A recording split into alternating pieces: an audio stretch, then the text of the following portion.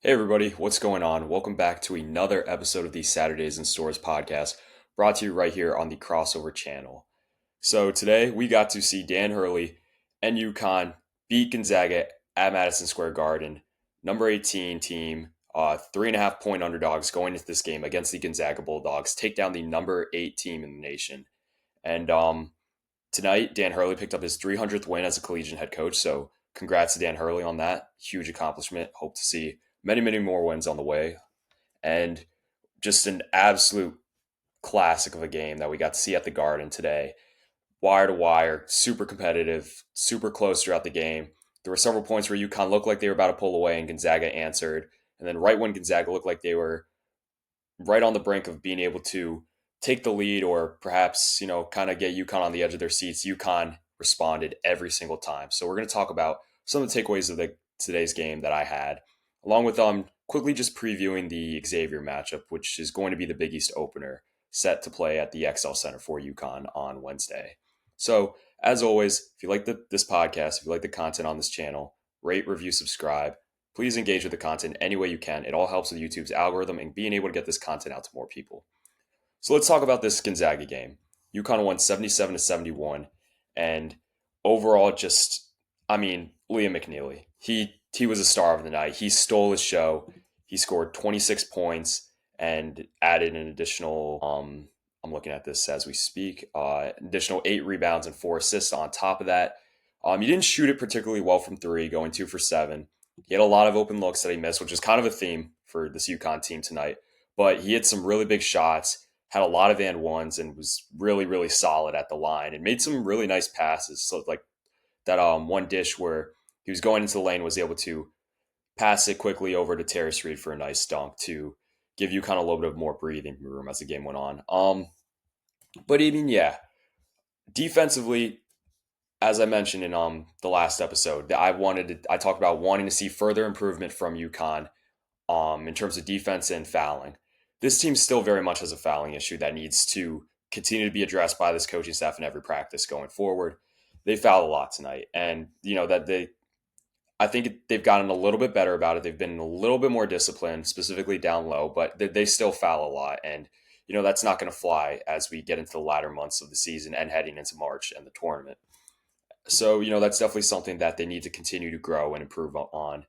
In terms of their defense, though, this was probably the best defensive performance I think I've seen from this UConn team this season. I know I've said that the Texas game was a really, really good defensive performance, but if we're being honest, Texas wasn't the caliber of opponent Gonzaga is. And I think to be able to see a UConn team, people to be able to see UConn really just stick with and um, really defend well against a Gonzaga team that had an 18-point lead or 16-point lead on against Kentucky going into the half in that game, and had a 10-point lead on West Virginia going heading into halftime of that game as well. I understand they lost both of those games, but to see UConn never go down that much in this game tonight, like those other teams I just mentioned did, I think that was really, really encouraging to see.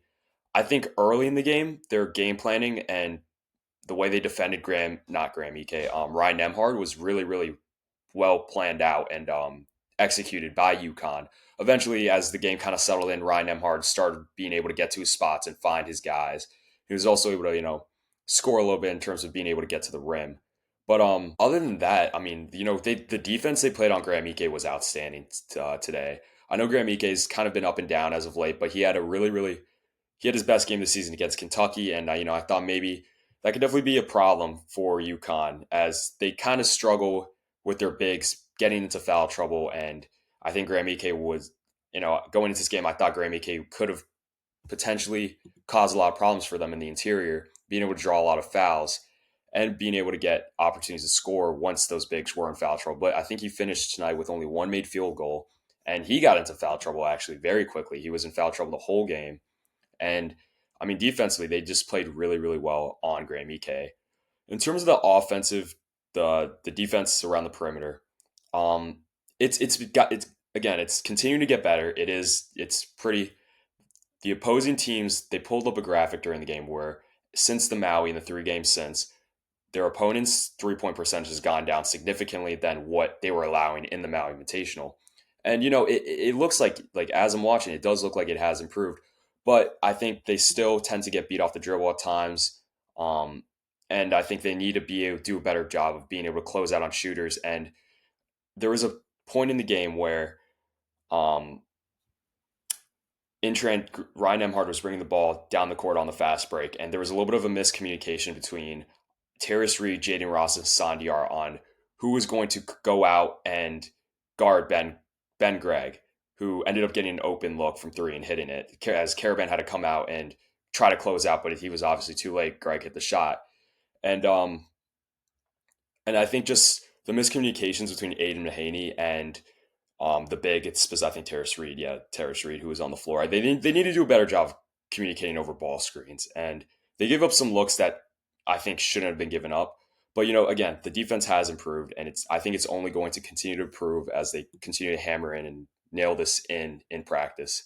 And I mean, I'm excited to see how it continues to improve, hopefully improve going forward as the season progresses.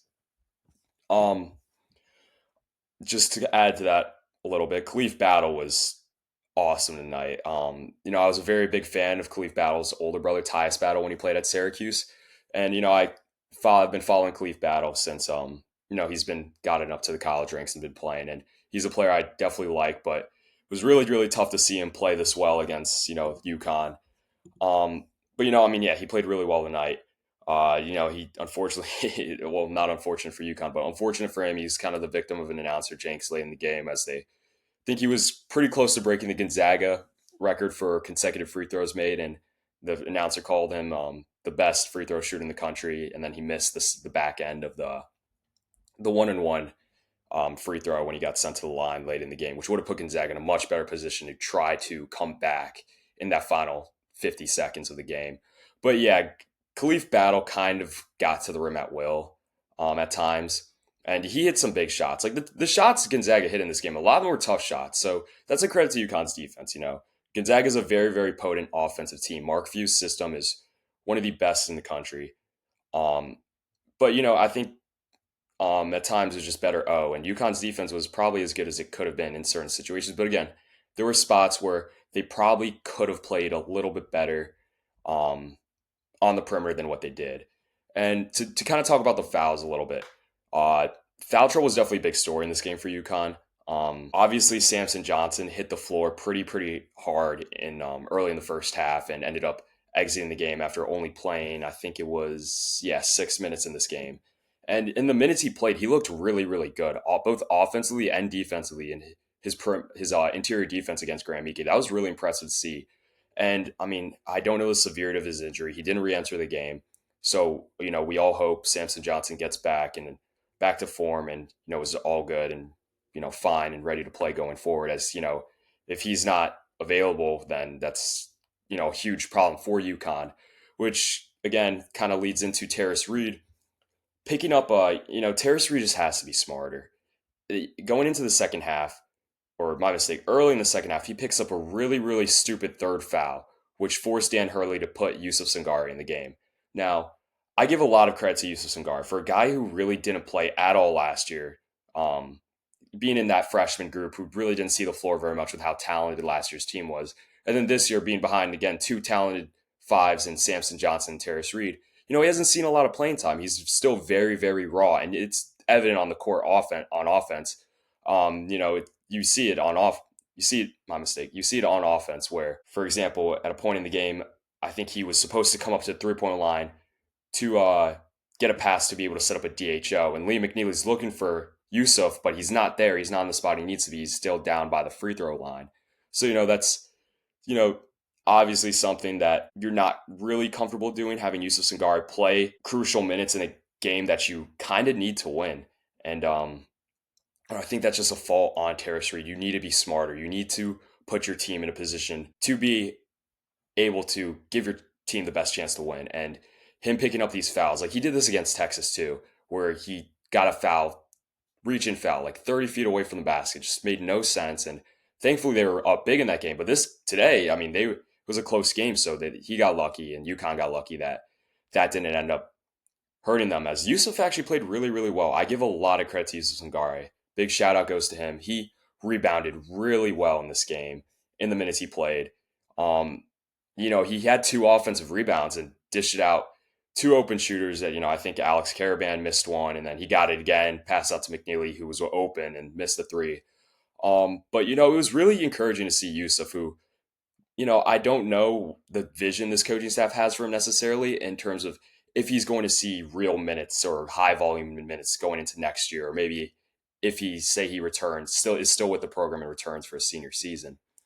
But yeah, I think that's definitely encouraging and a good sign that maybe he's someone who you can turn to if things start to go south in terms of foul trouble with Terrace Reed and Samson Johnson, who again, we hope, really hope Samson Johnson is going to end up okay. He's such a big, important part of this team, and they're going to need him going forward. And I think he's been playing really well these last, two games and the 6 minutes he played tonight. So yeah, so kind of, I just mentioned the missed threes from Alex Caravan. He didn't play very well tonight. He went 0 for 7 from three. He he missed a lot of the shots he normally hits. He was a little flat on his jumper today. He was hitting the front of the rim quite a bit, but I think he was still able to be impactful as a rebounder and being able to get second chance points. There was several times where he was able to get an offensive rebound beat and was able to put it back up to score for UConn and try to give him a little bit more security in terms of the lead. And defensively, he was fairly decent today. There were points where he had to switch on to Graham Eke, and I think he did an admirable job when he was tasked, put in that position. But yeah, I think you'd look for Alex Caravan, who's essentially the leader and go-to guy on this team, to play better in the future, and I'm sure he will. I'm sure he's gonna eat in himself today for the way he played. I think he want to play a lot better. I know he's capable of it. Everyone knows he is, and I think he's going to going forward. Um, Hassan Diarra playing point today for he played 36 minutes. He is basically the point on this team at this point. I think the coaches realize he's just going to go out there to be a passer and defend, which kind of gets me into my point where, I mean, he needs to stop taking some of these shots, man. I mean, he's he's not Tristan Newton. He's not an isolation scorer. And some of these 3-pointers he took tonight, especially that one late in the game when they had a 5-point lead and really what didn't need to force a shot. He took a really deep three and obviously missed. And that could have gave Gonzaga a chance to get right back in this game with under a minute, which could have put UConn in a really tough spot.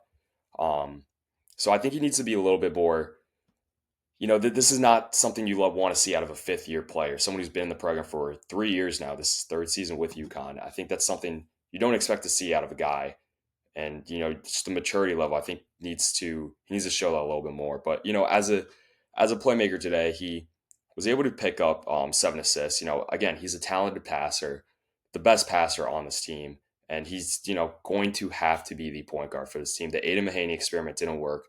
Solo ball is just not that type of a player. He's just essentially out there to score. So they need someone to be the guy who sets the table. And Hassan Diarra is not Tristan Newton. He needs to be smarter with his shot selection.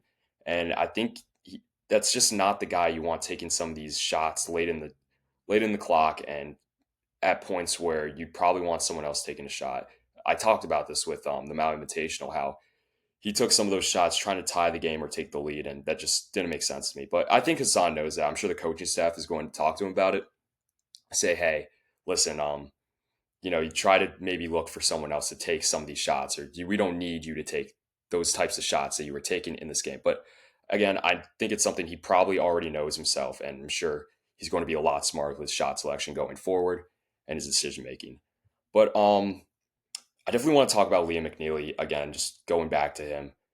I know I had a fairly long segment of the last episode where I talked about maybe this has a chance to be Aiden Mahaney's Cam Spencer-esque breakout type of performance at the Garden, but it ended up being Lee McNeely's. I definitely think Lee McNeely's kind of almost on the sort of Cam Spencer trajectory from last season.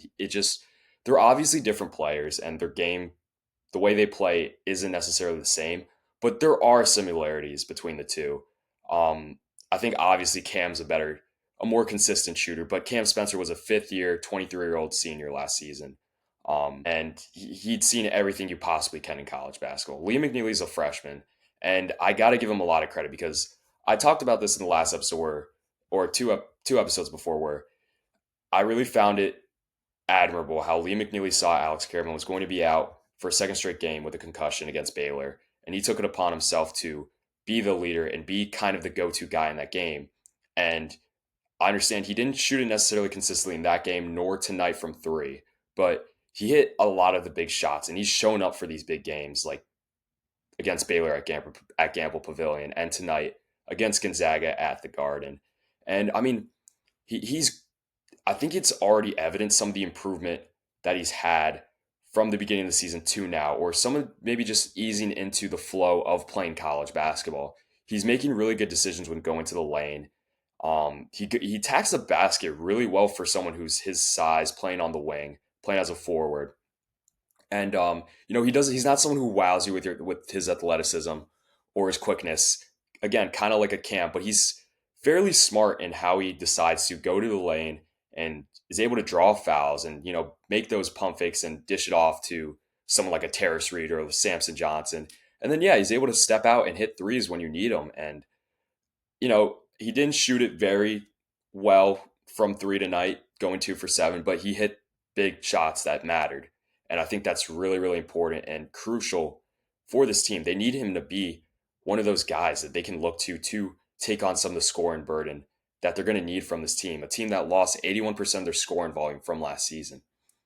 Solo ball, again, I kind of talked about it, how this is the first game this season where he didn't score double digits. And I kind of talked about him kind of having empty stat games where he's really only out there scoring. And I think you would like to see him improve defensively on the perimeter and try to do more as a playmaker. We didn't really see that too much from him tonight. He did get in a little bit of foul trouble at one point, so he had to sit. He only played 19 minutes as opposed to the rest of the stars playing 30 plus, aside from Samson, who obviously got hurt.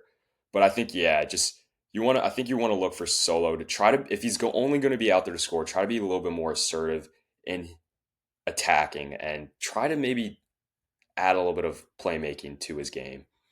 In terms of the other two guys who I think were really huge for UConn tonight, the two kind of co-stars of this game were Jalen Stewart and Terrace Reed.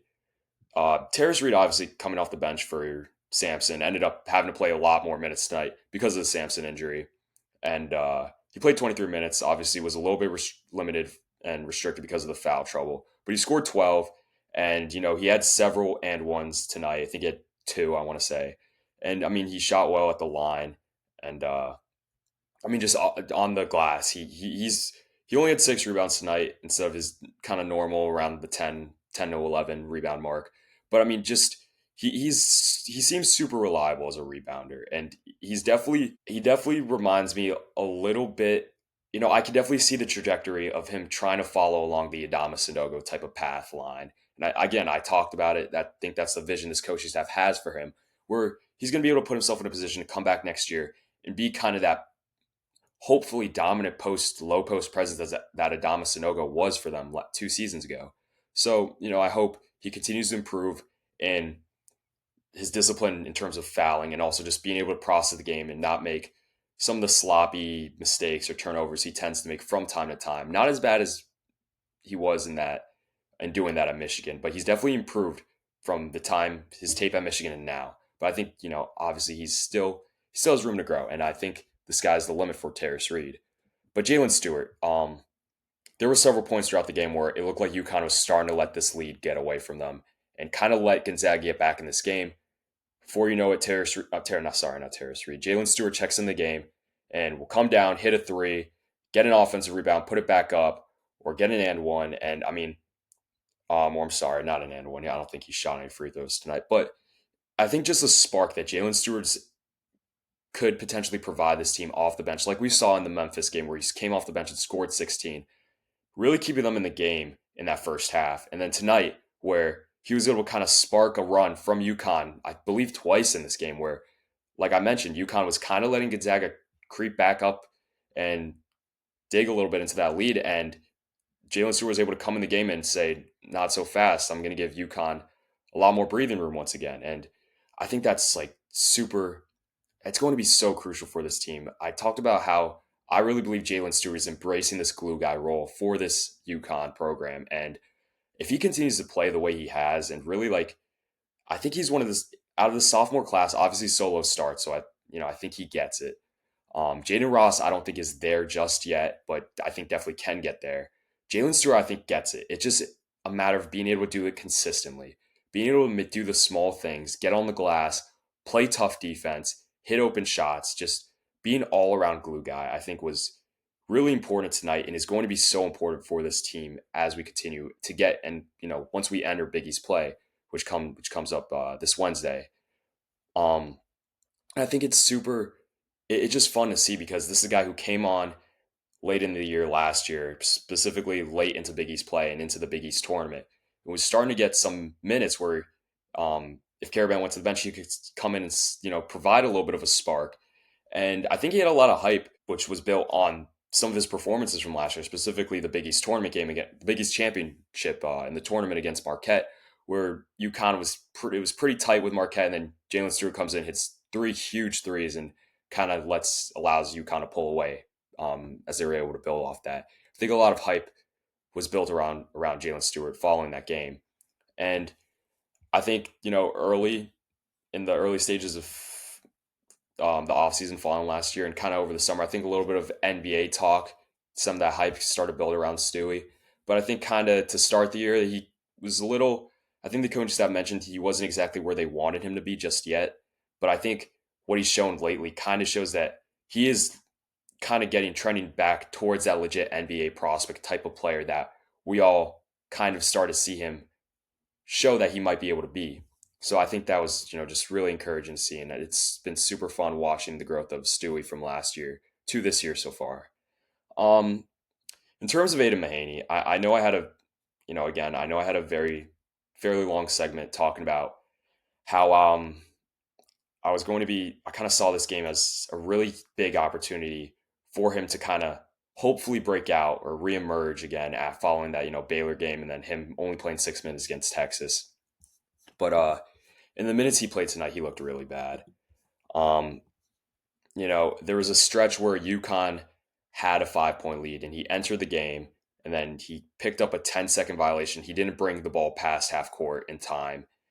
And then he got beat by Ryan Nemhard to the basket. Ryan Nemhard scored, and then Aiden Mahaney brings it down again. And then he goes to the lane, misses the layup. Then Gonzaga comes down and they hit a three. And they call timeout. Aiden Mahaney does not re-enter the game after that. And it's tough because you see everything that UConn fans say about him, media says about him. And, I'll be honest, I wasn't big on the Mahaney transfer when it was announced. I didn't necessarily know if that was the type of guard we necessarily needed, but I mean, he committed to UConn. He's here, so I'm going to stick with him. And I understand his confidence is shot right now. He's not playing confident out there. He looks very tense playing out there, and he's made a lot of mistakes. I think a lot of these are mental, like just him being in his head. And I really feel for the guy, and I think it's really unfair what a lot of the media and UConn fans specifically are saying about him. I understand he hasn't played well, and there are times where he is hurting this team with his play, but it's like you need to have some, there's a matter of respect. Like I think UConn fans, I talked about this in the last episode. I think UConn fans have really become a toxic fan base over the last 2 seasons, being spoiled with the 2 national championships, and these are college kids too, and they need to. I mean, you can't expect a guy to be able to be someone like a Cam Spencer right off the bat. Cam Spencer, again, was a 23-year-old fifth-year grad student. He was a 24. He turned 24 during the Final Four, and he was a guy who was. I mean, he was a full-grown adult playing college basketball, and I understand Mahaney hasn't played well, and I still want to be a believer in him, but I think it's starting to look more and more like this was a miss from the UConn coaching staff in the portal. And I hope he is able to get a little bit of his confidence back and hopefully turn it up and play better once Big East play starts. But you don't know, his minutes might decrease from what the few he's already getting. So it's sad to see, and you never want to see a player lose confidence the way Aiden Mahaney has. But I don't know if he can be a big contributor for this team this season. I still deep down think he has a chance to be, but it's someone that I just hope doesn't get a bad taste in his mouth in his experience at UConn this season. And I think he's someone who has a chance to turn around next year and be a really, really good player.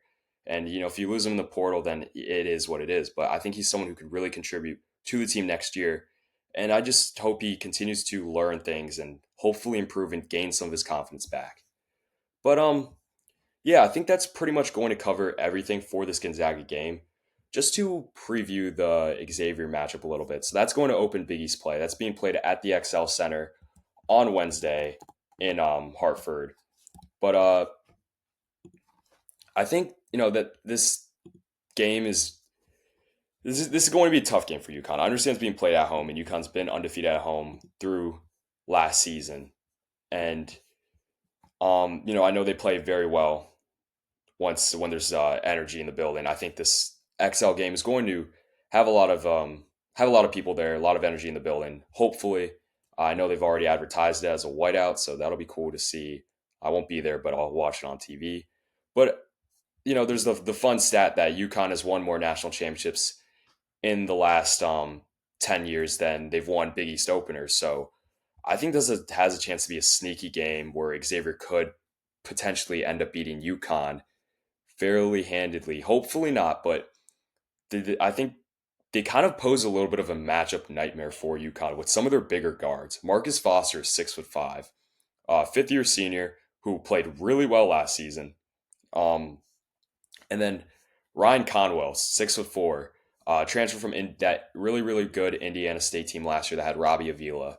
And they obviously have Zach Fremantle, who was a monster 2 years back before he ended up getting hurt last season. And they also have Davey McKnight, who returned from injury. He was hurt for, if not the entire season, the majority of last season as well. Um, but they have some really good players. I know they haven't played great necessarily up to this point this season, but you look at last year in the Big East opener. That Seton Hall team was pretty solid. They weren't great, but they were very, very solid and probably should have made the tournament. And that was a game where UConn kind of um got that loss handed to them, and Kadari Richmond really took over in that game. And I could see these bigger guards in this game posing a big problem for Hassan Diarra, Solo Ball, Aiden Mahaney if he does get minutes in this next game. Um, and I think they could definitely try to disrupt a little bit of the actions that UConn tries to do on offense, and they're definitely going to pose a problem in being able to stay in front of them defensively for UConn on the perimeter on defense. Additionally, with Zach Fremantle, he's a guy who definitely can get Terrace Reed and Samson Johnson both in foul trouble. And they have shooters on Xavier. If they send the double to Fremantle or one of their other bigs, then they're going to be able to dish it out, and they have guys who can hit shots. Um, I think you're just gonna this is going to be a theme this year. You're going to look for continued improvement defensively and discipline wise in terms of their fouling. They need to stop fouling. Once they can stop fouling, they're going to be able to really be able to have some blowout potential in some of these games. I know many of the games this year they played have been really close, but if they're able to stop fouling, then these games could be double digit wins. Um, so yeah, just defensive improvement and more discipline in terms of the fouling. Offensively, UConn's a top 5 offensive team on Ken Palm. They're going to bring their offense in a Dan Hurley system. And I mean, yeah, I think you look for Alex Caravan to get back on track shooting wise. Hassan Diarra to be a little bit smarter with some of his decision making in terms of the shots he takes at particular moments when they don't need to be taken. And just, yeah, Liam McNeeley to continue to grow, be really kind of become one of these next UConn stars that we're going to watch for the rest of the season. I think he's more than likely going to leave after the season, I believe. I think he's mocked as a top 10 pick in the draft this year. And obviously, it's going to suck to see him leave, which I think he probably will. But if he comes back next season, he's put himself he put himself in a position to be a preseason first team All-American and compete for a National Player of the Year and really add to a UConn team that already, even without him, I think has a chance to be a preseason number 1 next year. But again, yeah, just continue to see Liam Ball, Jalen Stewart, Solo Ball, Shaden Ross, just watching that sophomore class continue to grow and develop and build on that UConn program, that UConn energy, and being that next wave of UConn stars. And I mean, hopefully Mahaney gets some of his confidence back and is going to be, kind of grow into a contributor who can provide some scoring output off the bench. Would like to see a little bit more of Mod Noel. I know he's been battling his shoulder injury. He didn't dress against Texas. He dressed tonight, but he didn't see any minutes. I don't know if it was still because of the injury, just because the coaching staff didn't see a situation where they felt it comfortable putting him in. But yeah, just hopefully Samson Johnson's okay. He's been really good in these last few games, and I hope to continue to see him play better than what he did in the early stretches. And then Terrace Reed, yeah, just more discipline and getting a little bit smarter with some of the decisions he makes. But I think it's going to cover everything for this episode. Um, yeah, so next week I'll put out an episode probably recapping the Xavier game and also maybe giving a preview for the Butler game, which will close out um, the games before we get that 10-day break heading into the new year. So if you like the video, again, tell your friends. All helps with the algorithm, gets this content out to more people. And until the next episode, I'll see you all next time.